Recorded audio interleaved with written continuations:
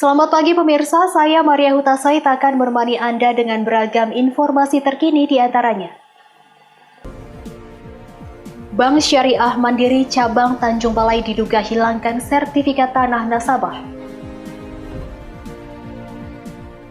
Diduga mabuk, pengendara mobil taksi online adu mulut di Kota Medan. Bupati Batubara belusukan ke pasar. Selain cuplikan berita tadi, kami juga akan menghadirkan beragam informasi lainnya. Pemirsa, kita jelang Sumut hari ini pagi selengkapnya.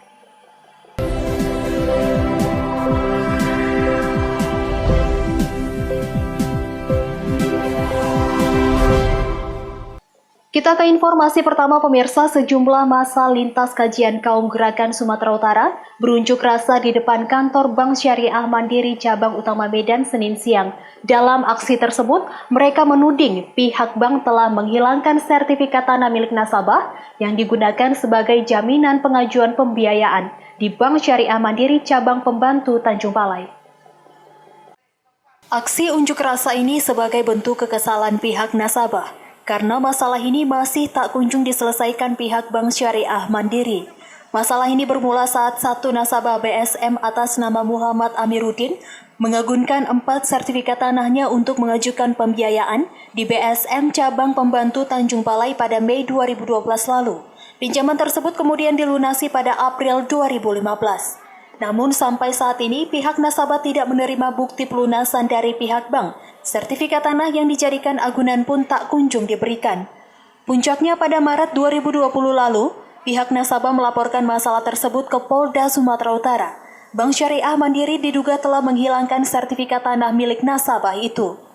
Adapun salah satu tuntutan para pendemo kali ini, meminta pihak kepolisian dan kejaksaan memeriksa pimpinan BSM Tanjung Balai yang diduga menggelapkan sertifikat tanah. Mereka juga meminta Bank Indonesia dan Otoritas Jasa Keuangan memberi sanksi tegas kepada BSM yang dinilai melakukan kelalaian dalam masalah ini.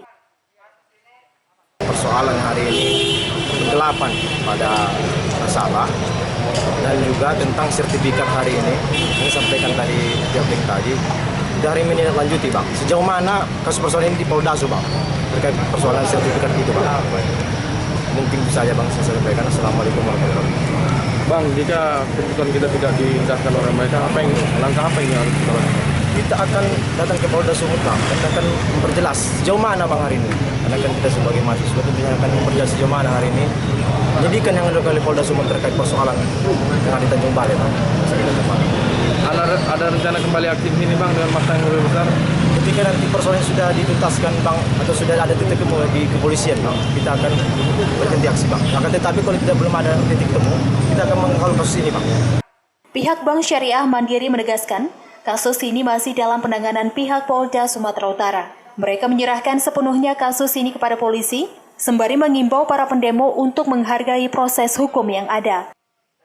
Saya konfirmasikan bahwa kasus ini sudah ditangani oleh Polda Sumut.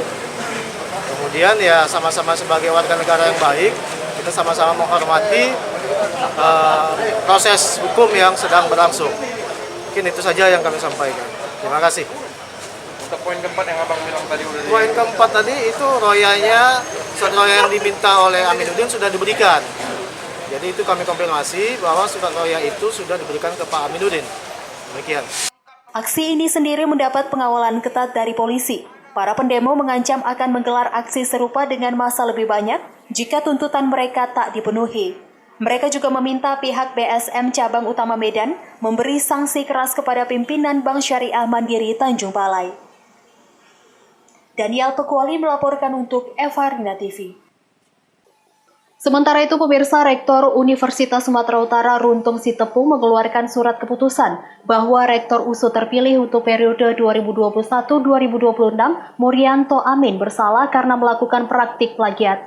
Pihak Murianto sendiri akan melakukan banding administrasi ke Kementerian Pendidikan dan Kebudayaan untuk membantah tuduhan tersebut.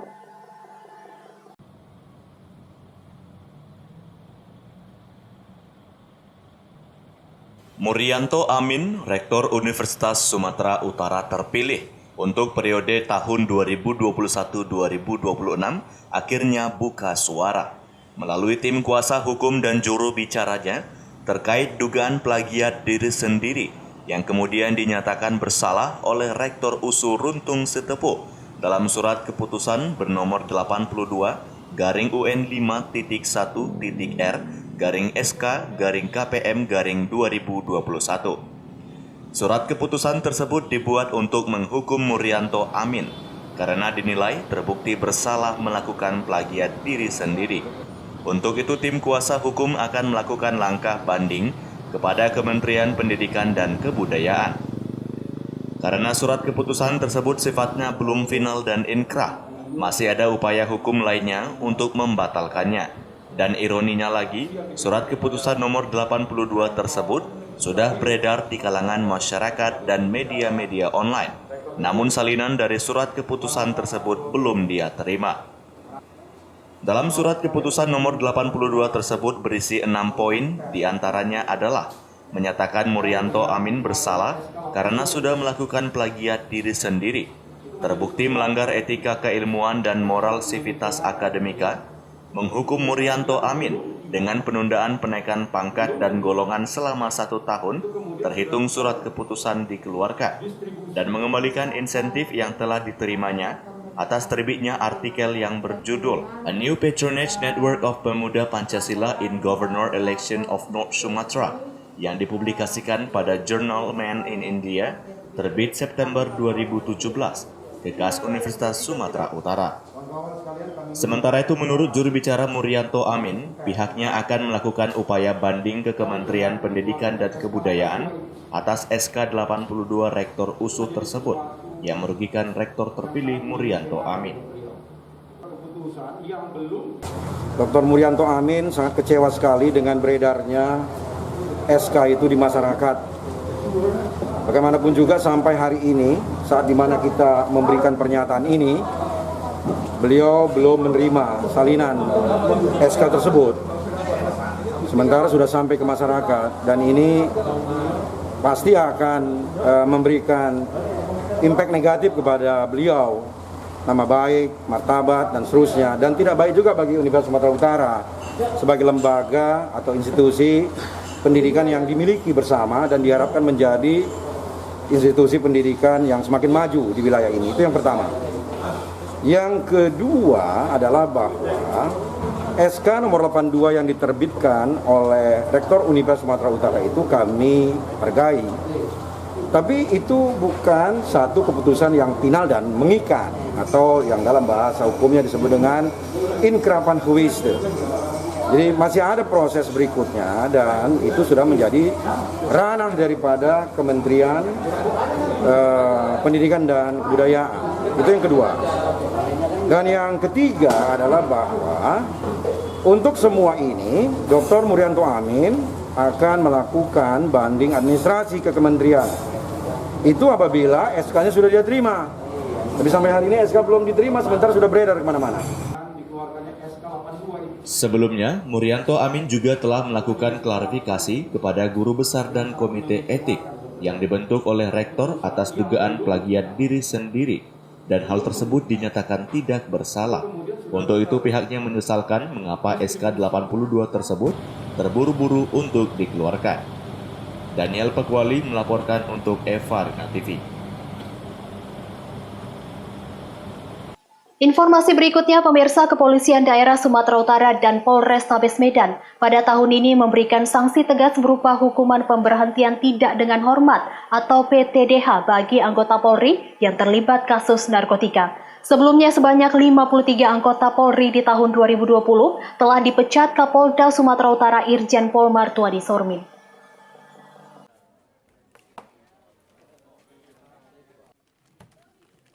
Kepala Kepolisian Daerah Sumatera Utara Inspektur Jenderal Polisi Martuani Sormin sepanjang tahun 2020 lalu telah melakukan pemecatan dengan tidak hormat terhadap 53 oknum anggota Polri yang terlibat kasus dugaan tindak pidana hukum narkotika dan sejenisnya. Sepanjang tahun tersebut, pelanggaran terbesar yang dilakukan puluhan personil polisi, yakni penyalahgunaan narkotika dan sejenisnya. Dia menegaskan tidak akan pernah mentolerir personil polisi yang terlibat penyalahgunaan narkotika. dan langsung diberi sanksi tegas pemberhentian dengan tidak hormat atau dipecat. Sejauh ini Mapolrestabes Medan telah mengantongi data 4 personil yang berkasnya sudah diproses oleh unit Propam Polda Sumatera Utara.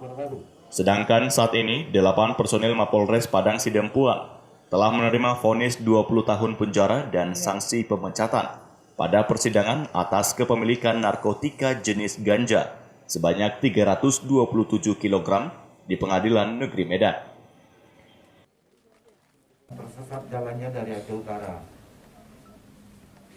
Jadi mungkin saya juga sekaligus menegaskan tidak siapapun yang boleh memperdagangkan narkotika di wilayah Sumatera Utara.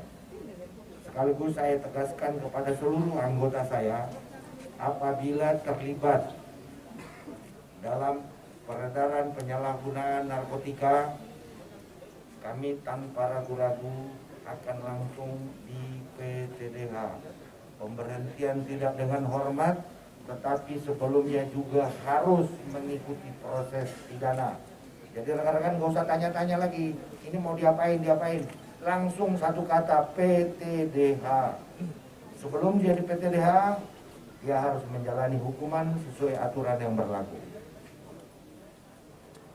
Terus depan kita.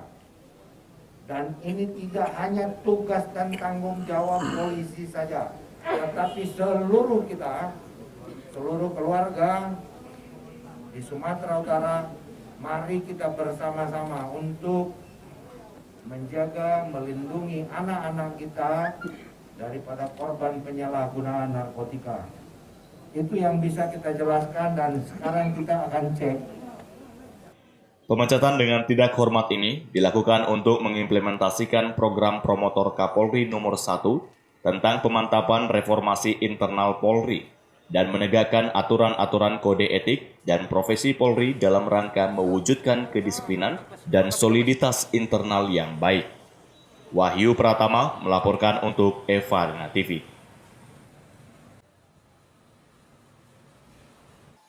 Sumut hari ini masih akan kembali sesaat lagi, tetaplah bersama kami.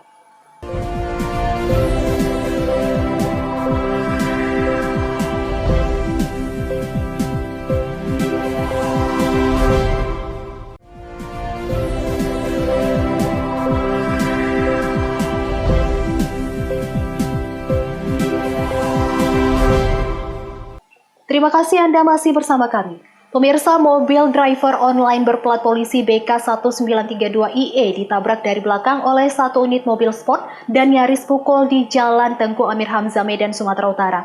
Akibat kejadian tersebut, mobil pengendara driver online mengalami rusak parah di bagian bemper belakang.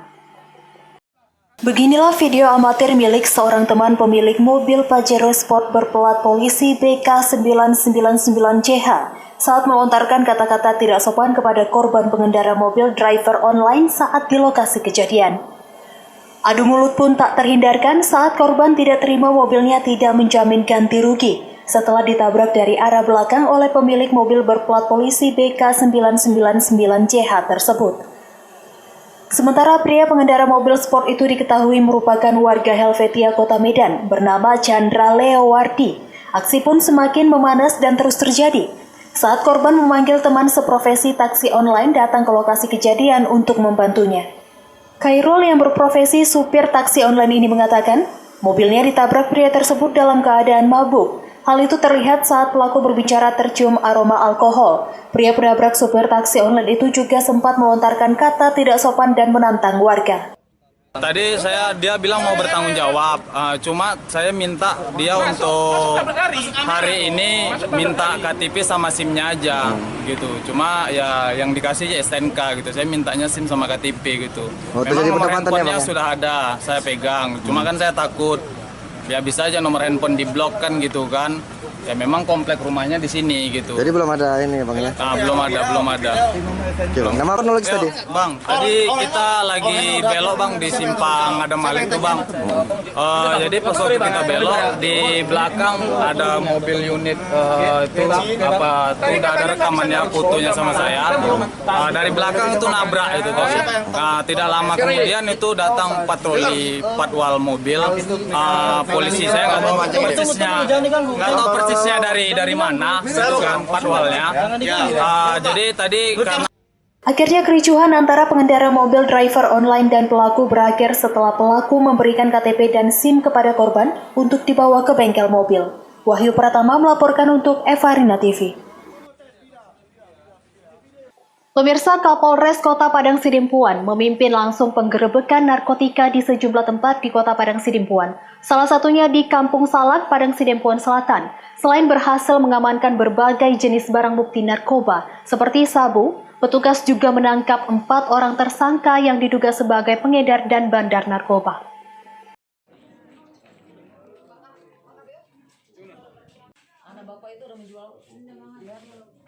Kapolres Kota Padang Sidimpuan AKBP Juliani Prihartini Sabtu siang kembali memimpin sejumlah penggerebekan narkoba di wilayah hukum Polres Kota Padang Sidimpuan. Dari penggerebekan ini, Polres Padang Sidimpuan berhasil mengamankan sejumlah barang bukti narkoba dari perumahan warga.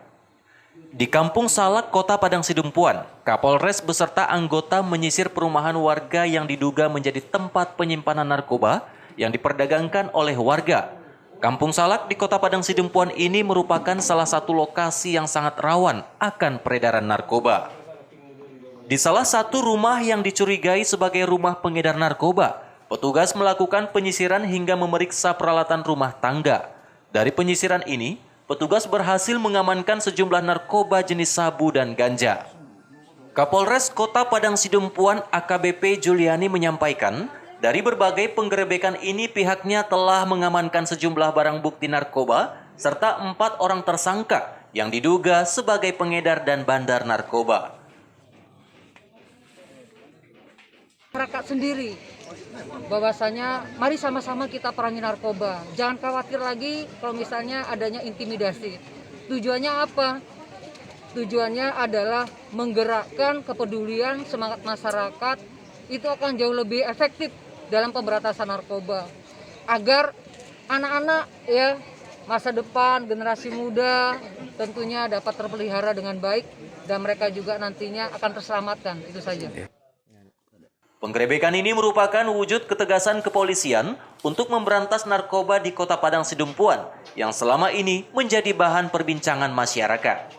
Ajan Sinaga melaporkan untuk Evarina TV. Sementara itu, pemirsa, pemerintah Kabupaten Karo, Sumatera Utara menggelar simulasi tata cara kegiatan acara di Jambur di masa pandemi COVID-19. Pengetatan protokol kesehatan pun tetap diberlakukan untuk menghindari adanya klaster baru penyebaran COVID-19.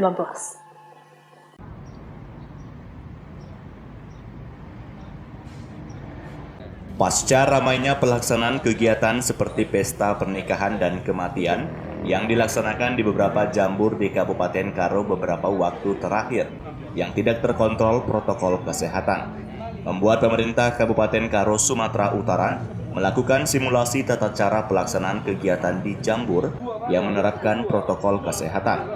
Simulasi yang digelar ini diikuti oleh pihak kepolisian, pengelola jambur, Dinas Kesehatan Karo, Dinas Pariwisata Karo, Satpol PP Karo, dan tim gugus tugas COVID-19 Karo. Dalam simulasi diperlihatkan tetap mengedepankan protokol kesehatan, menjaga jarak, memakai masker, mencuci tangan, untuk mengantisipasi adanya klaster baru penyebaran COVID-19 di Kabupaten Karo. Menurut Bupati Karo Terkelir Brahmana, nantinya pada setiap kegiatan yang dilakukan di Jambur akan diawasi dan dikawal oleh tim gugus tugas COVID-19 Karo, di mana pada pintu masuk penerapan protokol kesehatan tetap diutamakan. Simulasi ini dilakukan karena adanya desakan dari masyarakat untuk pelaksanaan kegiatan di Jambur, dan nantinya simulasi ini akan dijadikan dalam video dan dibagikan kepada pengelola Jambur agar menerapkan protokol kesehatan selama kegiatan di Jambur.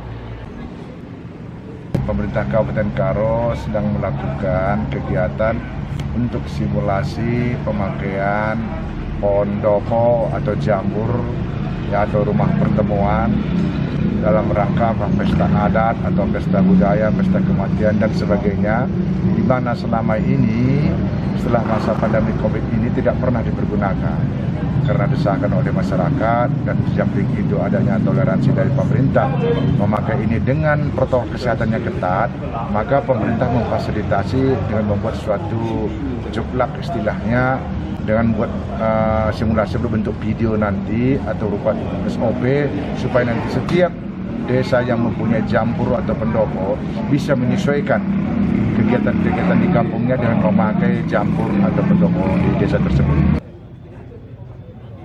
Pemerintah Kabupaten Karo meminta kepada pengelola jambur dan masyarakat untuk tetap menerapkan protokol kesehatan selama berlangsungnya kegiatan untuk mengantisipasi adanya klaster baru penyebaran COVID-19.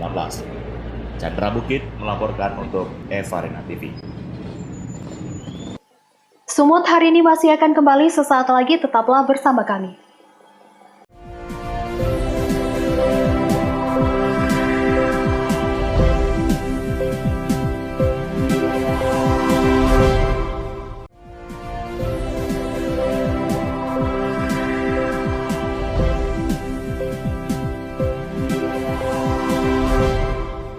Terima kasih Anda masih bersama kami. Pemirsa, Bupati Batubara Zahir melakukan peninjauan langsung ke pasar dan mengimbau warga agar tetap menjaga kebersihan lingkungan dan drainase saat musim penghujan guna mengantisipasi banjir.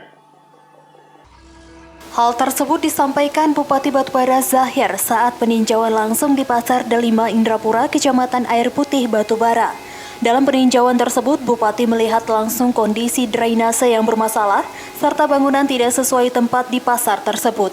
Permasalahan itu pun membuat sejumlah kios pedagang kerap tergenang air saat hujan tiba, sehingga pedagang keluhkan enggannya pembeli yang datang. Bupati Batubara Zahir mengatakan, pemerintah kabupaten akan memperbaiki saluran drainase serta menertibkan bangunan yang tidak sesuai dan meminta warga untuk mendukung perbaikan tersebut. Zahir menambahkan pemerintah peduli terhadap pembangunan pasar, terbukti dengan telah direnovasinya sejumlah pasar, diantaranya Pasar Petatal, Pasar Tanjung Tiram, dan Pasar 50. Masyarakatnya mau nggak hidup bersih? Sampah itu kan bisa mengimpakan banjir. Kebersihan itu kan tanggung jawab kita semua. Tapi saya lihat air masih banyak yang tergenang di dalam. Kemudian di depan ini seharusnya tidak ada ruko. Sekarang udah jadi ruko, jadi yang gitu-gitu kan membuat banjir. Ya masyarakat juga, para pedagang harus mendukung lah, relokasi harus mau. Pemerintah nggak bisa bergerak kalau masyarakat tak mendukung, tidak ada kerjasama. Ya, jadi ini yang kita harapkan, mudah-mudahan ini bisa kita perbaiki. Tempat lain lihat itu, di Petatal kita sudah bangun, di 50 sudah mulai bagus, Tanjung Tiram. Ya, nanti kita sudah arah kemari lah. Taufik melaporkan untuk Evarina TV. Nasib baik akan selalu mengikuti orang yang berkukuh dalam pendirian. Kalimat ini sangat tepat mengisahkan anak petani miskin, warga Kelurahan Perdagangan 3, Kabupaten Simalungun, Sumatera Utara. Anak petani ini, Jean Rael Habel Butar-Butar, mendapat beasiswa untuk kuliah di salah satu universitas di Jakarta.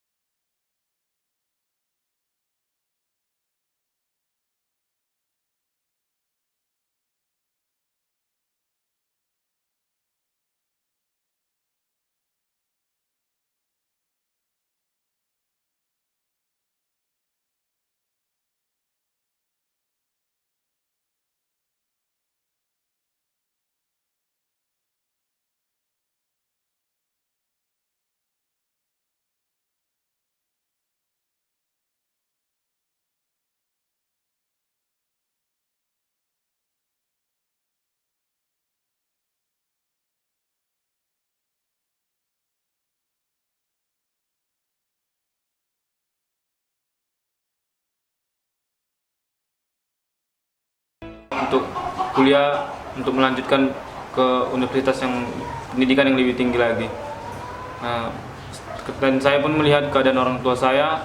Di situ saya sedikit mengurungkan niat karena memang orang tua saya bukanlah orang yang mampu. Lalu setelah tamat, saya sempat menganggur 2 tahun. Di situ saya memang sedikit down karena nggak melakukan apa-apa, hanya kayak kerja-kerja biasa saja. Memang tetap belajar untuk mempersiapkan lagi beasiswa yang ingin saya ambil. Dan kegiatan saya sehari-hari pada saat saya menganggur itu, bangun pagi hari itu saya langsung ke ladang untuk ngurus ladang. Dan kebetulan ladangnya samping rumah. Ladangnya itu kami sewa per tahun 400.000. Jadi kami tanami jagung dan cabai. Dan kemudian pada siang hari sampai sore saya biasanya mempersiapkan diri saya sambil belajar. Saya belajar di rumah, belajar mandiri supaya kemampuan saya itu tidak menghilang, supaya bisa makin tajam juga pada saat melakukan tes-tes apapun. Lalu pada malam harinya sekitar jam 6:30 saya sudah berangkat kerja untuk jaga malam juga. Jaga malam di kios kecil milik orang lain. Serta Panggabean, orang tua Jane mengatakan awalnya merasa kurang yakin anaknya Jane mendapatkan beasiswa dari universitas. Apalagi ia tidak tahu kalau anaknya Jane Rael Butar-Butar mendaftar untuk mendapatkan beasiswa di universitas tersebut. Sangat terharu karena ketika kami mendengarnya itu kami tidak tahu berawal dari dia melamar ke OSC ini aja kami tidak tahu, dan tiba-tiba ada kabar dari OSC bahwasannya anak kami sudah diterima, dan itu sungguh membuat kami itu terharu sekali dan tidak bisa berkata apa-apa. Mungkin kami itu karena kami tidak berpikir apakah ini berita ini bohong atau tidak, karena kami tahu kondisi keluarga, suamiku, pekerjaan kami itu hanya sebagai buruh tani biasa. Dan terkadang suami pun kerjanya hanya sembrautan, ya kerja apa saja, tidak tetap ketika tidak ada pekerjaan, apalagi di zaman COVID sekarang ini, ekonomi itu sangat menghambat kehidupan kami. Tetapi ketika anak kami ada kabar seperti ini, hati kami sangat terharu sekali, dan ini mengobati rasa sedih kami ini terobati. Angka bahwasanya anak kami ini bisa terpilih di Universitas Multimedia Nusantara yang begitu megah dan elit lah, yang kalau dikatakan orang itu bahwasanya per semester itu berapa biayanya kami pun tidak tahu, sangat mahal. Dan tetangga pun kadang orang lain kan berpikir, oh kenapa anak ibu itu bisa masuk seperti ini. Kadang kami juga menjawabnya tidak tahu, yang hanya kami berharap, hanya kami menjawab yang mungkin mudah-mudahan ini menjadi nasib perubahan dari anak kami ini.